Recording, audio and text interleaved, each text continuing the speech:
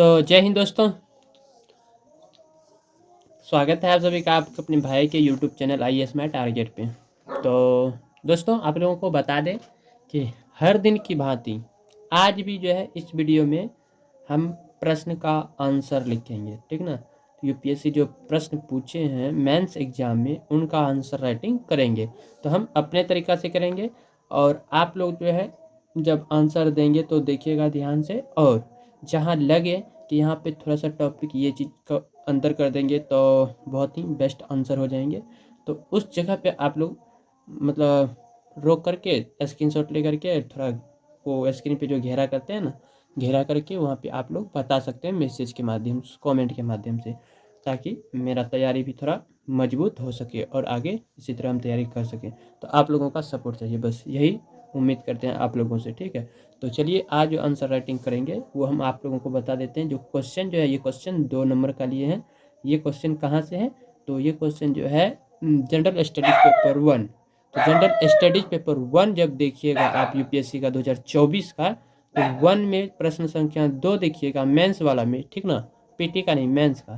तो प्रश्न संख्या 2 देखिएगा तो यही प्रश्न सेम टू सेम मिल जाएंगे। इसके लिए आप जाके UPSC.in पे जाके सर्च भी कर सकते हैं, ठीक है। वहाँ से मिल जाएंगी इन प्रश्नों का जानकारी, ठीक है। तो इन्हीं का आंसर हम अपने शब्दों में देंगे, बाकी आप लोग कमेंट करके अपने शब्दों में बताइएगा, ठीक है। यदि ये सही है तो कमेंट में लिखिएगा, आप अपना राय दीजिएगा, ठीक है। तो चलिए, जैसा कि हर दिन के भांति आप लोगों को बता दें कि इनका जब आंसर राइटिंग प्रारंभ करेंगे तो आंसर लिखते टाइम हम बोल नहीं पाएंगे, ठीक है। इसीलिए उस टाइम वॉइस लेस कर देते हैं। तो चलिए वॉइस लेस करते हैं। तो लगभग में जो है अभी तक हम इतना प्रश्न जो है सॉल्व कर चुके हैं, जो कि सारा इसमें प्रश्न, ये सारा प्रश्न को सॉल्व कर दिए हैं।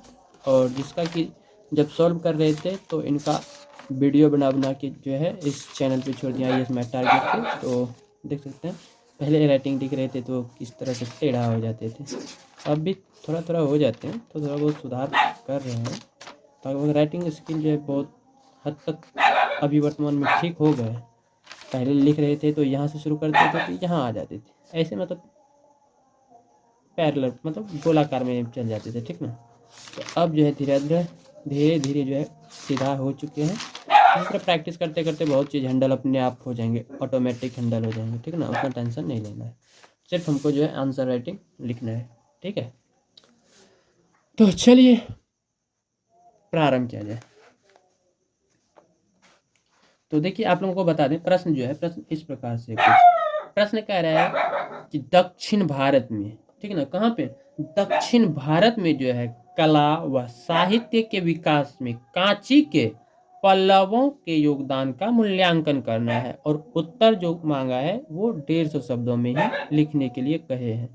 उससे ज़्यादा थोड़ा बहुत हो सकते हैं, अब बहुत ज़्यादा नहीं हो सकते हैं, ठीक ना। इसलिए 150 शब्दों में सीमित मात्रा में जवाब देना है। और जो एग्ज़ाम ले रहे हैं, पैटर्न जो क्वेश्चन तैयार किए हैं उनको एक ही बार पढ़ने के बाद जो है समझ आ जाना चाहिए। तो इस तरह से प्रश्न को लिखना है, ठीक है।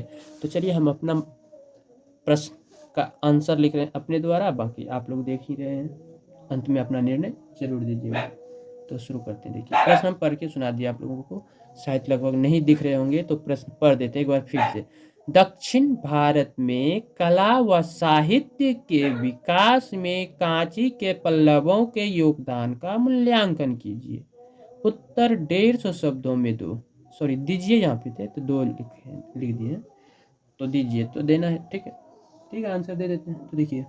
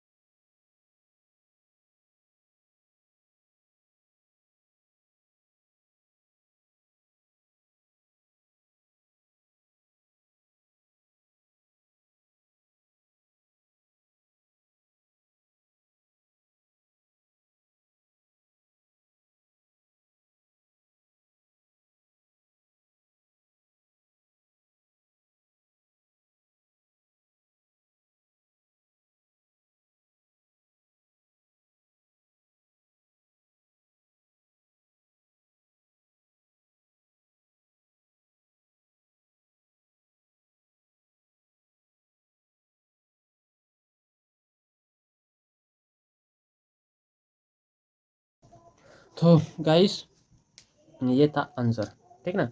तो चलिए अब हम इनको एक बार एक्सप्लेन करते हैं, यानी कि आप लोगों को बता देते हैं कि आंसर में हमने क्या लिखे।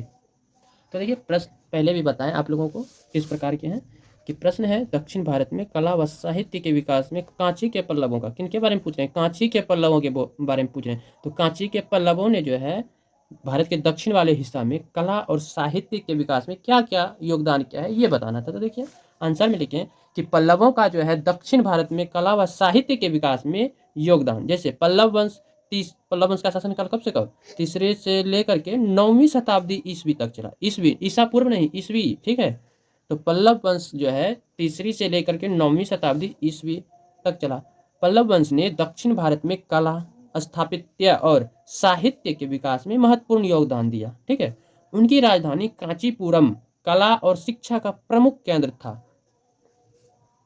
पहला में लिखे हैं स्थापत्य कला में 3 टॉपिक को रखे। स्थापत्य कला में जो है 3 टॉपिक कौन कौन से रखे। पहला कि पल्लवों ने जो है द्रविड़ शैली के मंदिरों की नींव रखी, और पल्लवों ने ही महाबलीपुरम के रथ मंदिर जो कि सौर मंदिर और पल्लवकालीन गुफा मंदिर उत्कृष्ट उदाहरण है ये, ठीक ना।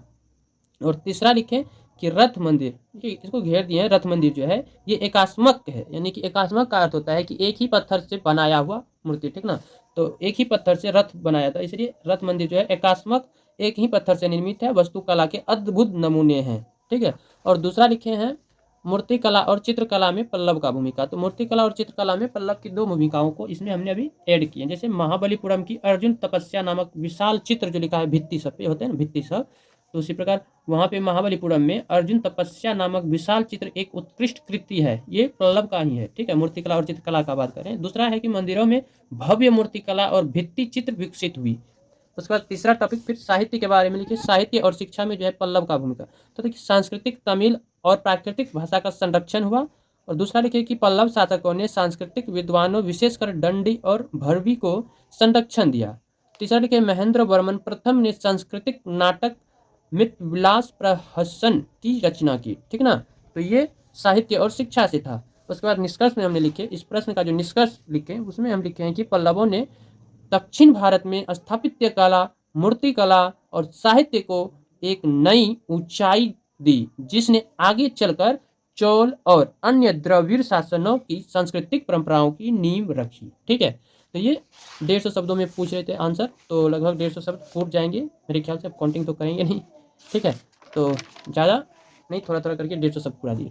तो ये वीडियो यहीं तक रहने देते हैं, अब मिलते हैं फिर प्रश्न संख्या 3 के साथ अगले वीडियो में। फिलहाल के लिए जय हिंद, जय Bharat, bye bye, love you bye, good night.